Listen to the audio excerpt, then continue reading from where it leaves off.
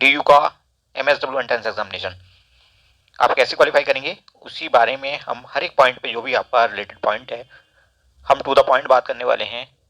और यहाँ पे आपको 100% जेन्युइन गाइडेंस अवेलेबल कराया जाता है इस चैनल पे। यहाँ पे कोई भी एक्स्ट्रा फालतू बात नहीं होती। तो हम सभी पॉइंट्स पे बात करेंगे। सीट्स की बात करेंगे, कितनी सीट्स हैं, किसको कितनी सीट्स अलॉटेड हैं रिजर्वेशन के पॉइंट ऑफ व्यू से। कट ऑफ लास्ट ईयर क्या रही थी और इस बार एक्सपेक्टेड क्या कट ऑफ रह सकती है, कौन कौन से फैक्टर्स हैं जो कट ऑफ डिसाइड करते हैं। इसके अलावा प्रीवियस ईयर के क्वेश्चन पेपर्स आपको कहाँ से मिलेंगे, एग्जाम का सिलेबस क्या होगा, एग्जाम का पैटर्न क्या होगा, एज क्या हो, मिनिमम कुछ है, मैक्सिमम कुछ है, या एलिजिबिलिटी वगैरह क्या क्या होती है इसमें। तो सारी बातों में हम यहाँ पे वन बाय वन बात करने वाले हैं। चलिए शुरू करते हैं। सबसे पहले हम सिलेबस की बात। तो ये है आपका brochure master of social work university of Delhi का। इसे आप MA इन सोशल वर्क के नाम से भी जानते हैं। और DU की बहुत ही ज्यादा रेप्यूटेड यूनिवर्सिटी है, ये नंबर 2 पे आता है प्रोग्राम यहाँ का। अगर हम पहले नंबर की बात करें तो वो आता है Tata institute of social science TISS Mumbai. तो चलिए सबसे पहले हम बात करने वाले थे कि यहाँ पे सिलेबस क्या रहने वाला है। यहीं पे आपका ये टेबल ऑफ कंटेंट्स दी हुई है, तो आप यहाँ पे जो भी देखना चाहते हैं इस प्रोग्राम से रिलेटेड सीट्स रिजर्वेशन और रिजर्वेशन कंसेशन एलिजिबिलिटी वगैरह के बारे में, यहाँ पे आप अकॉर्डिंगली पेज नंबर यहाँ पे मेंशन है, इसको आप देख सकते हैं खुद भी। तो यहाँ पे आप क्या करेंगे, पेज नंबर 16 पे आप जाइए। सबसे पहले पेज नंबर 16 पे यहाँ आपको दिया हुआ है there is no prescribed syllabus or format for the admission test, the following broad areas are however included in the written test. तो देखिए क्या करिए, एनालिटिकल एबिलिटी आपकी पूछी जाएगी, रिटर्न कम्युनिकेशन स्किल्स आपकी चेक की जाएगी और लैंग्वेज कंप्रहेंशन आपका चेक किया जाएगा। Clear. Awareness and comprehension of contemporary social political and economic realities के बारे में आपसे सवाल आने वाले हैं।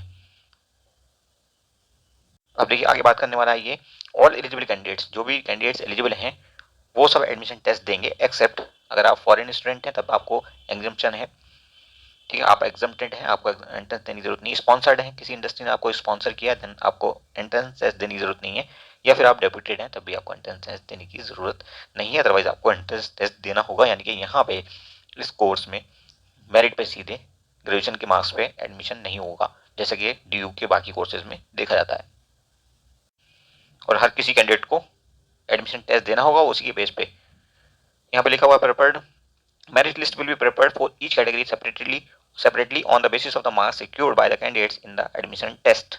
तो अब ये सब कुछ क्लियर हो गया आपको।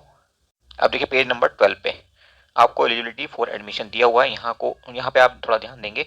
Admission to the department of social work is open to both men and women who meet the eligibility criteria in accordance with the academic qualification listed below. तो देखिए क्या कहता है, ए में क्या कह रहा है ये, candidates with a bachelor degree or its equivalent under 10+2+3 year in any discipline with minimum 55% marks from a recognised university. यानी ग्रेजुएशन में आपके 55% मार्क्स होने चाहिए अगर आप एडमिशन लेना चाहते हैं तो। पॉइंट बी देखिए, candidates with BA honours social work, अगर आपने BA ऑनर्स सोशल वर्क में किया हुआ है या BSW किया हुआ है with minimum 50% marks from a recognised university, तो आपको 50% मार्क्स पे भी अलाउ कर दी यूनिवर्सिटी एडमिशन लेने के लिए। ओके, पॉइंट सी कहता है candidates appearing in the final year examination, अगर आप फाइनल ईयर एग्जामिनेशन में अपेयर हो रहे हैं तब भी आप एडमिशन टेस्ट दे सकते हैं, बट आपका result within that time period आ जाना चाहिए जब तक कि आपको एडमिशन अलाउड है। ओके, आगे देखिए रिजर्वेशन ऑफ सीट्स या कंसेशन के बारे में बात की गई है, इसको आप थोड़ा ध्यान से पढ़ लें। कंसर्न जो भी आपकी कैटेगरी है, OBC है, SC ST है या और कोई कैटेगरी PH वगैरह की, पर्सन विद डिसेबिलिटी, यहाँ पे उनको क्या क्या कंसेशन दिए गए हैं वो भी बात की गई है। यहाँ पे चिल्ड्रन और widows of eligible armed forces personal, अगर आप इस कैटेगरी को बिलोंग करते हैं तो आप ये डिटेल्स पढ़ लेना, इनको हम थोड़ा डिस्कस करना नहीं चाह रहे हैं, अदरवाइज वीडियो बहुत लंबा हो जाएगा। फॉरेन नेशनल के लिए क्या फैसिलिटी, ये भी, और डेप्यूटेड या स्पॉन्सर्ड कैंडिडेट है आप, तब आपके लिए यहाँ पे कुछ दिया है, ये आप पढ़ लेना। सीट्स और रिजर्वेशन की हम बात करते हैं। अब हम पेज नंबर 14 पे आ गए और यहाँ पे हम देखेंगे रिजर्वेशन के बारे में। इन्होंने बताया कि 15% शेड्यूल्ड कास्ट का है, उसके बाद शेड्यूल्ड ट्राइब के लिए 7.5%, ओके, और उसके बाद OBC का 27% रिजर्वेशन यहाँ पे है। टोटल सीट्स कितनी है उसकी हम बात कर लेते हैं। सुपर न्यूमेरी सीट्स के बारे में यहाँ डिटेल दी हुई है तो वो आप पढ़ लेना। टोटल यहाँ पे 85 सीट्स हैं जिनमें जनरल 43 है, अप्रोक्सीमेटली हाफ 50%, SC के लिए 13, ST के लिए 6 एंड 23 हैं, OBC के लिए नॉन क्रीमिलियर OBC जो आती है। ओके, तो ये हो गया आपका सीट्स का पूरा ब्यौरा। अब बात ये है कि अगर सिलेबस प्रेस्क्राइब नहीं है तो फिर कैसे हम तैयारी करेंगे, तो उसमें आपको पुरानी प्रीवियस ईयर के क्वेश्चन पेपर्स हेल्प करेंगे, बहुत इंपॉर्टेंट होते हैं किसी भी एग्जाम के लिए प्रीवियस ईयर क्वेश्चन पेपर्स। तो वो 5 से 10 साल के आप जरूर 5 से 10 साल आप जरूर देख लेना प्रीवियस ईयर क्वेश्चन पेपर्स, अच्छे से देख लेना, उससे आपको अंदाजा हो जाएगा कौन कौन से सवाल किस किस टॉपिक से बन रहे हैं। बहरहाल मोटे तौर पे इसके सिलेबस को जहाँ से सवाल आते हैं उसको हमने कुछ कैटेगरीज में बांटा, वो देख लेते हैं क्या क्या कैटेगरीज हैं, कहाँ कहाँ से आपके लिए सवाल पूछे जाते हैं, कौन कौन सी बुक्स आपने उसके लिए पढ़नी होंगी। तो आपकी टोटल सिलेबस को 4 मेजर टॉपिक्स में हम बांट सकते हैं। Basics of social work 30 question यहाँ से पूछे जाते हैं, जनरल अवेयरनेस से आपके 30 सवाल आएंगे, और जनरल इंग्लिश से आपके 20 सवाल आएंगे, रीजनिंग से भी आपके 20 क्वेश्चन पूछे जाते हैं। किस किस टाइप के क्वेश्चन होंगे उसका अंदाजा लगाने के लिए आपको थोड़ा सा देखना पड़ेगा अपने पुराने क्वेश्चन पेपर्स को।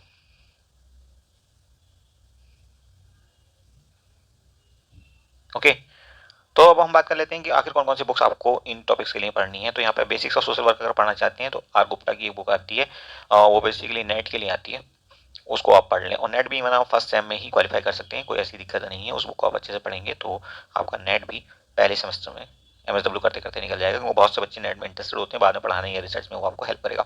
ओके, एनीवेज बुक हमने बता दी, आर गुप्ता की बुक आती है, वो आप पढ़ेंगे पुराने प्रीवियस ईयर के। अगर आप नेट चाहते हैं तो डेफिनेटली प्रीवियस ईयर नेट के क्वेश्चन पेपर्स भी आपको देखने पड़ेंगे, वो एडिशनल चीज़ है, कंपलसरी नहीं है।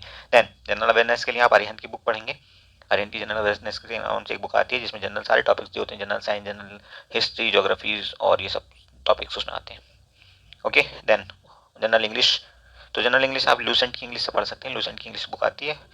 और रीजनिंग के लिए आप करंट पब्लिकेशन की बैंकिंग क्लरिकल की बुक ले लेंगे, वो सफिशिएंट है, उससे बाहर जाने की जरूरत कतई नहीं है। तो ये 4 बुक्स हैं, इसके अलावा आपको कुछ भी नहीं पढ़ना है, ये आप ध्यान रखिए। अगर आप पढ़ेंगे तो आप भटकेंगे, आपको एडिशनल मेहनत पड़ेगी, फिर आप जानिए, कोई दिक्कत वाली बात उसमें हमें कहीं से कहीं तक नहीं है। बुक्स के नाम ने बता दिए, लिंक्स हम शेयर कर लेंगे डिस्क्रिप्शन बॉक्स में, 1-2 दिन में ये अपडेट कर देंगे हम लिंक्स इन सारी बुक्स के, वहाँ पर क्लिक करते ही आपको बुक ऑनलाइन अगर चाहे तो परचेज कर सकते हैं वहाँ से। ओके, तो ये बात हो गई आपकी सिलेबस और बुक्स वगैरह की कंप्लीट। अब हमारा बचता है cut off. Previous question paper के लिए हमने बात की है कि हमारे प्रीवियस क्वेश्चन पेपर्स आपको हमारे टेलीग्राम चैनल से मिल जाएंगे, वहाँ आपका उसका लिंक हम आपको डिस्क्रिप्शन में दे देंगे। और भी बहुत सारे इंपॉर्टेंट वीडियो जो आपके लिए ट्रिक वगैरह हैं, बहुत सारी रीजनिंग वगैरह की या इंग्लिश की या GS वगैरह की, वो सब आपको वहाँ पे डिस्क्रिप्शन बॉक्स में जरूर मिल जाएंगे, उसको जरूर चेक कर लिया करिए। तो यहाँ पे जो कट ऑफ हम डिस्कस कर रहे हैं वो आपकी सेकंड और थर्ड लिस्ट पे बेस्ड है। तो बेसिकली ज़्यादा अच्छा व्यू मतलब आप ज़्यादा अच्छा असेसमेंट तो आप कर सकते हो लास्ट वाली लिस्ट से, ये तो सेकंड है, थर्ड लिस्ट से आप ज़्यादा अच्छा असेसमेंट कर सकते हो, क्योंकि जो लास्ट लिस्ट होती है कट ऑफ वही मानी जाती है जो लास्ट में आती है। ओके, एनीवे फिर भी आपको सेकंड लिस्ट से थर्ड लिस्ट में कट ऑफ कैसे चेंज हुई है वो थोड़ा अंदाजा लगा सकते हैं इससे, इसलिए हमने इसको इंक्लूड कर लिया। यहाँ पे देखिए 214 इस मार्क्स हैं इसके कैंडिडेट के, सुगंधा शर्मा है कोई ये, और ये अनरिजर्व कैटेगरी जनरल कैटेगरी की कैंडिडेट है। ऐसे ही सभी श्रीवास्तव, ये भी जनरल कैटेगरी कैंडिडेट है, इनका 214 नंबर पे सिलेक्शन हुआ है। देन उसके बाद ओबीसी में ये सिलेक्शन हुआ आपका 213 पे। तो ओबीसी और reservation category unreserved category almost साथ साथ चल रहे हैं। उसके बाद देखिए 212 पे जनरल कैंडिडेट का सिलेक्शन हो गया अखिल चिरावुरी का। उसके बाद सौम्यदीप नाथ का 211 पे हुआ है, और ये कौन सी कैटेगरी है, ये ओबीसी के हैं। तो 211 पे ओबीसी का अब तक सिलेक्शन आप देख रहे हैं। लास्ट में चलते हैं, देखिए अपनी कैटेगरी आप अकॉर्डिंगली देख लेना। ओके, ये 12 पेज की लिस्ट है, आप चाहेंगे तो हम टेलीग्राम चैनल में इसको शेयर कर लेंगे, या किसी को चाहिए तो आप हमसे ले सकते हैं। ओके, यहाँ पे देखिए ओबीसी नॉन क्रीमी लेयर, ये यहाँ तक 165 तक आ गया बंदा, सत्यम प्रकाश है कोई। ओके, और 164 तक भी ओबीसी आया है। लास्ट में चलते हैं अब हम पेज नंबर 11-12 पे, वहाँ पे ज़्यादा अच्छा आप एसेस कर सकते हो। Just a minute. ओके, तो देखिए EWS में 174 पे इन बच्चों का सिलेक्शन हुआ है। तो सेकंड लिस्ट के हिसाब से आपकी कट ऑफ जो है EWS कैटेगरी 174 हो गई। और ऐसे ही आप देख सकते हैं यहाँ पे ये कैंडिडेट दिया हुआ है ST का, ये लास्ट कैंडिडेट है इस लिस्ट के हिसाब से, 146 पे इसका सिलेक्शन हो गया। और OBC की भी बात कर लेते हैं। यहाँ पे देखिए SC के बंदे दिए हुए हैं 133, इनके मार्क्स 131 तक का लास्ट कैंडिडेट आया है। और जी ये आपका ओबीसी का लास्ट कैंडिडेट है जो आपको दिख रहा है 163 पे। ओके, अब हम जनरल कैंडिडेट को एक बार देख लें, दैट्स इट, और कुछ नहीं। जनरल में देखिए यहाँ पे 202 पे लास्ट बंदा सेलेक्ट हुआ है according to second list. Third list पे चलते हैं, सॉरी ये थर्ड लिस्ट ही है, तो मतलब यही आपका कट ऑफ लास्ट है। ओके, 202 पे थर्ड लिस्ट के अकॉर्डिंग ये बंदी सेलेक्ट हुई है, Deepshika Goyal. Okay, unreserved category में।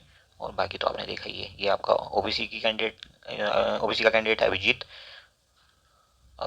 यस। ओके, 163 पे। और ऐसे ही आपके SC कैंडिडेट आपने देखे, ये SC candidate in last candidate 131 पे सेलेक्ट हो गया और बाकी तो हम आपको दिखा चुके हैं। चलिए अब हम चलते हैं क्वेश्चन पेपर। क्वेश्चन पेपर आपको दिखा देते हैं एक झलक। आपको पीडीएफ चाहिएगा तो आप टेलीग्राम चैनल से आप हमारे ले सकते हैं। देखिए ये रहा आपका एमएसडब्ल्यू 2018 का क्वेश्चन पेपर डीयू का, क्योंकि एम इन सोशल वर्क भी इसी को कहते हैं। और यहाँ पे क्वेश्चंस के साथ साथ डीयू ने जो भी आंसर्स दिए, एनटीए ने दिए बेसिकली आंसर्स, क्योंकि अब क्वेश्चन पेपर्स ऑनलाइन होने लगते हैं और एनटीए कराता है उनको, होने लगे हैं। ओके, तो यहाँ पर आंसर्स आपको साथ साथ दिए हुए, इसमें हमारा कुछ भी नहीं है। मे भी ये आंसर सही है गलत है, आपको असेस कर लेना। अभी हम इसमें कुछ भी इंटरफेयर नहीं कर रहे हैं कि ये आंसर कितने सही हैं और इनमें से कितने गलत हैं। एनीवे कई ऐसे क्वेश्चन पेपर्स हमने डीयू के देखे हैं जिनमें आंसर्स भी गलत दिए हुए हैं, बट एनीवे वो हम बाद में बात करेंगे डिटेल में जब इस क्वेश्चन पेपर को डिस्कस करेंगे कहाँ कौन सा आंसर गलत है और कौन सा सही है। Anyway thank you for watching this video.